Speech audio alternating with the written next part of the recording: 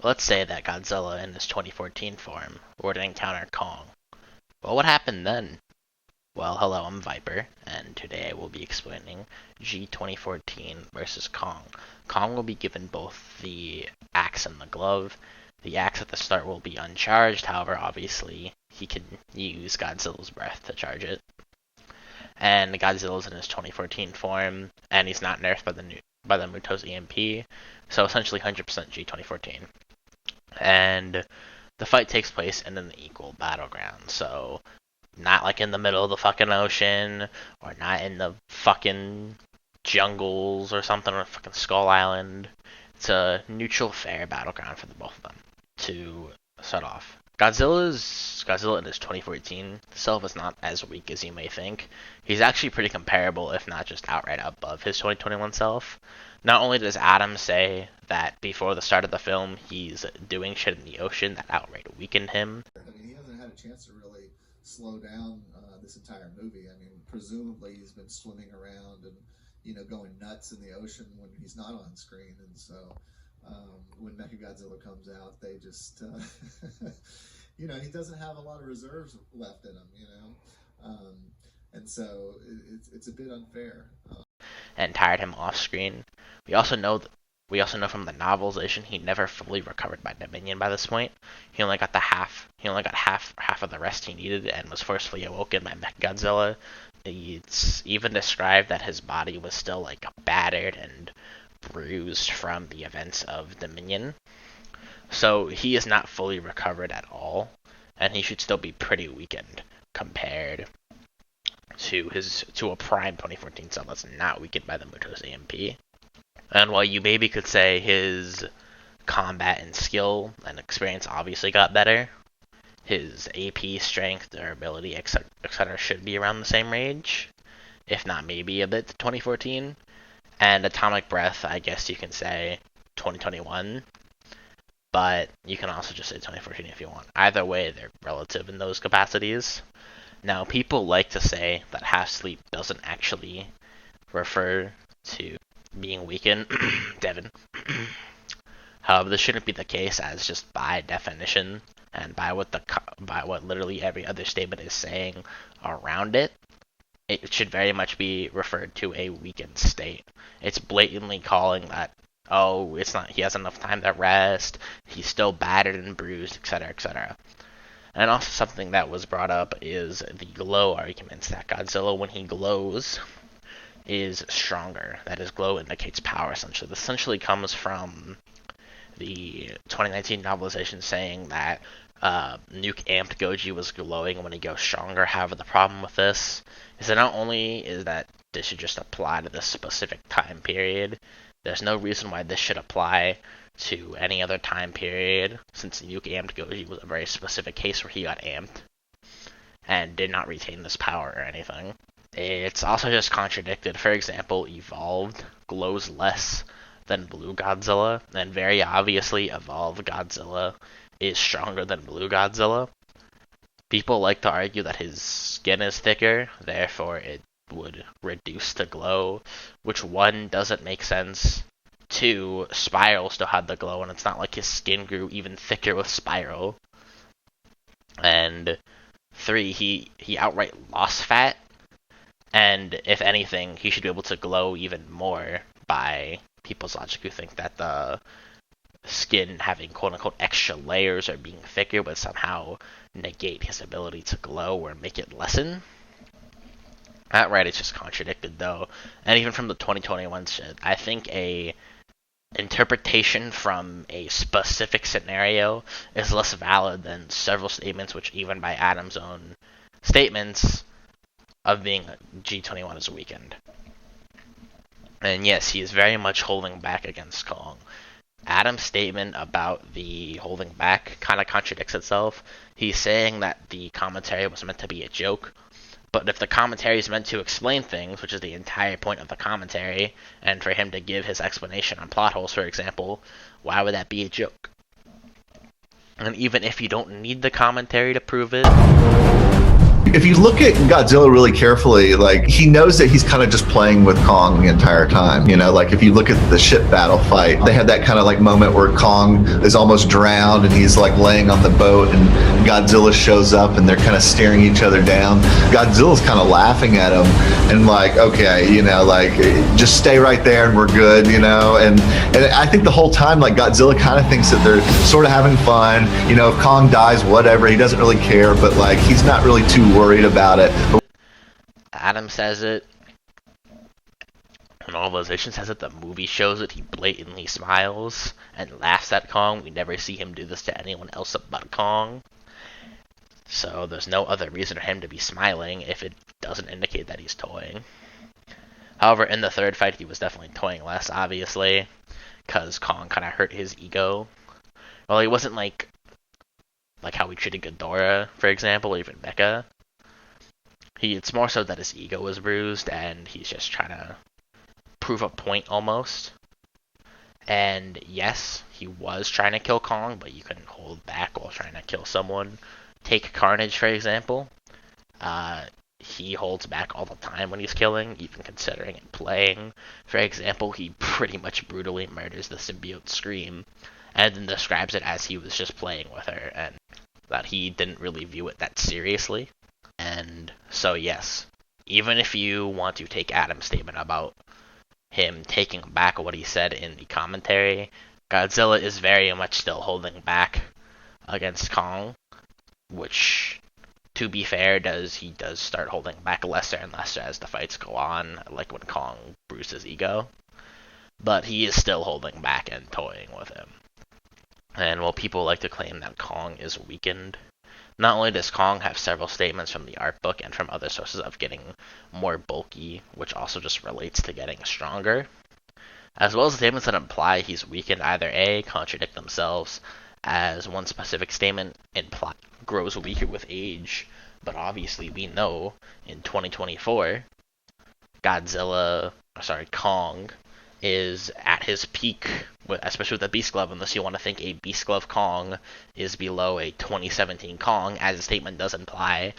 His younger self is his prime, and now he's old and weak. But obviously that doesn't make sense, as we know the Beast Glove is a massive amp for him. And for B, it's from not really that valid of a source. Like, one of the statements people like to use is from the writer of Kingdom Kong. The writer of Kingdom Kong, for very obvious reasons, does not hold authority over GVK. That's like saying Muto Prime, the guy who writes Muto Prime, holds authority over Mechagodzilla, which he blatantly admits he doesn't, for example. And unless it's a specific instance like Drew, as we know Drew is much more of a valid source, which we'll kind of get into later, then there's no reason to take a specific source's perspective who only wrote one thing and take it as literal facts, especially when other more valid sources say otherwise. And also people like to bring up the sedatives. Yes, it was a sedative. They blatantly show it on the scanners in the movie. It is a blatant sedative. And it makes a lot more sense for the sedative to go away via adrenaline, as if it was truly a sedative, then Kong would be tired, he'd be sleepy, he'd be at the very least calm. But very clearly, even in the novel, he wasn't calm or sleepy or anything against Godzilla. He was angry. In fact, he was scared. That kind of leads into the first fight. The first fight, while in the water, even on land, Godzilla held a massive, massive advantage. A single hit gave Kong a black eye and put him on his ass. And the atomic breath is implied several times in that point that it would have killed him if Kong either A, didn't get help from the humans, or B, just dodged. And it's even described that Kong was scared when he saw Godzilla, just seeing him, and that it was like bigger and stronger than anything he had ever known, making him feel things that he did not understand and didn't want to understand. He even considers like that he made a mistake when fighting Godzilla.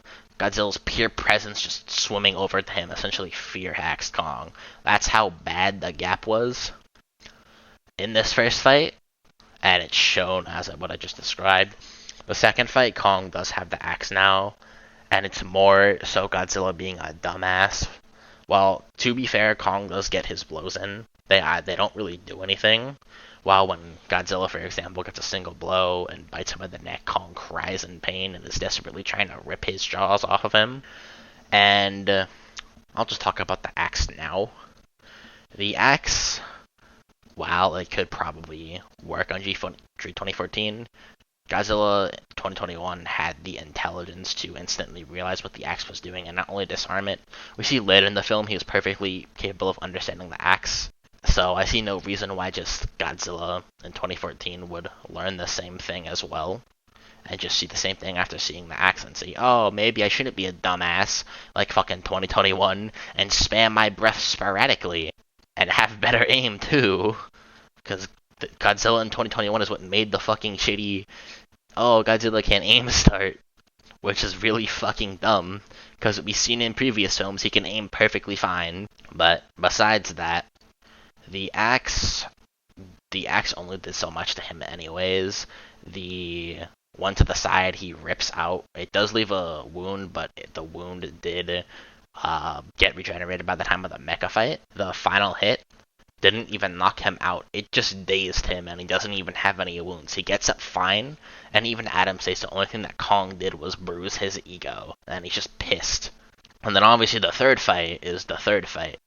Godzilla tanks every hit Kong has at him, essentially bodies him. He breaks his ribs, he dislocates his arm, and according to the novel, the gap between them is so bad that the humans consider that it was never a matter of could Kong defeat Godzilla. It was more of a matter of when Godzilla was going to kill Kong and essentially beat him there.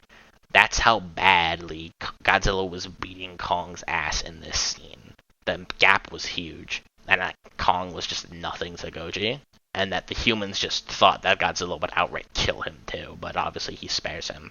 And while obviously we know that the Beast Club does give him an amp, does not amp his speed and durability, and I give an explanation as to why in the Ghidorah Power Cube video. I also explain more in depth about the pink Godzilla versus Kong fight, so I'm not going to really go over that here. However, some things I want to add is one, we actually see when Godzilla is doing the suplex, Kong tries to hit Godzilla and is like trying to desperately get him off of him, yet Kong can just not harm him whatsoever. So this would just provide consistency to that. And the humans outright state that they thought that Kong, even now with the Beast Club, would just be nothing to him, and that it was just an outright fucking suicide mission. Keep in mind, they don't know that Godzilla has evolved yet. They still think it's like a 2021 Godzilla. They think it's like the Godzilla when they last saw him. So you can maybe even argue that it's like the weakened Godzilla at the end of GVK, though that's kind of ratty. So just, you can say 2021 Godzilla. They still think a 2021 Godzilla is above a Beast Glove Kong, which is kind of crazy.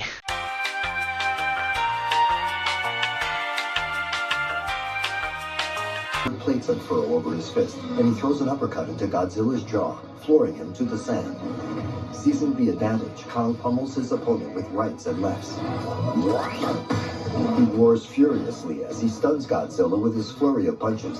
Jason Eisner, who does Dark Side of the Ring, I just recently showed him this movie, and whenever Godzilla suplexes Kong, he stood out of his chair. He was so excited. This moment where like Kong is beating up Godzilla was a little bit longer earlier on, remember, Adam? Then we Well, this is his revenge for GVK. You know, he's trying to get Godzilla to just do something, but right here he kind of lost his temper, and so, you know, he got a little carried away. You know, the thing I've realized is, well, and see, like in the last film, Godzilla won from crushing Kong down. That's sort of his like finisher move. But you know, Kong got lucky here because the ground in Egypt gives way and it's like sandy, and so the stomping isn't enough to crush him to death. So that's the reason why that move isn't as effective here as it was in the last movie.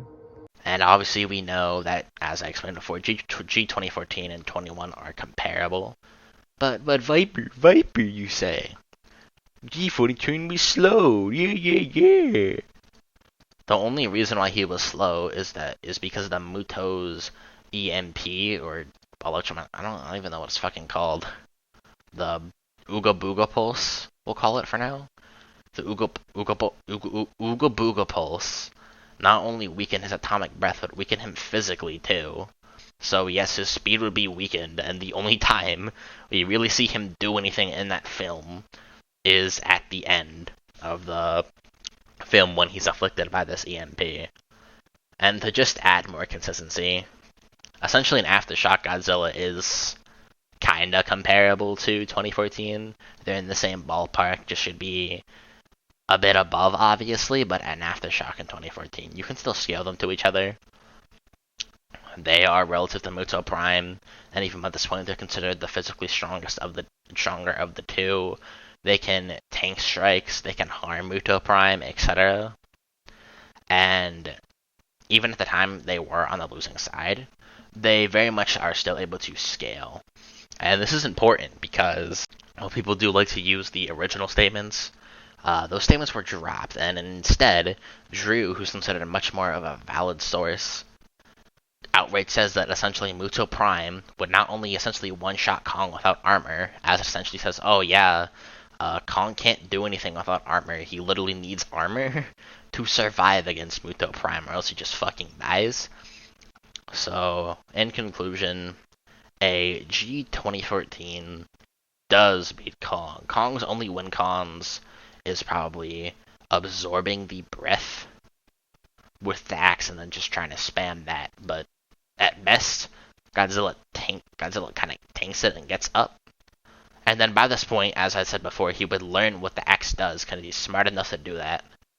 And then, after he learns what the axe does, he disarms Kong of the axe, and then he beats him up, or he just doesn't play dumb and spams the breath in the first place. Either way, G2014 is still so much physically stronger than Kong. And we also know that still by this point the breath would be a one-shot on Kong, as both sides believe the breath would one-shot. That if Godzilla gets a grip on Kong, or Godzilla gets a hit on Kong with the atomic breath, Kong kind of gets screwed, even with the glove or axe, because his best bet is just avoiding Godzilla and maybe trying to off-guard him, or block the breath or stall. But because Kong is definitely more agile than Godzilla, obviously. But either way, Godzilla definitely has the win here. Just needs to get close. Don't play dumb like you did in 2021.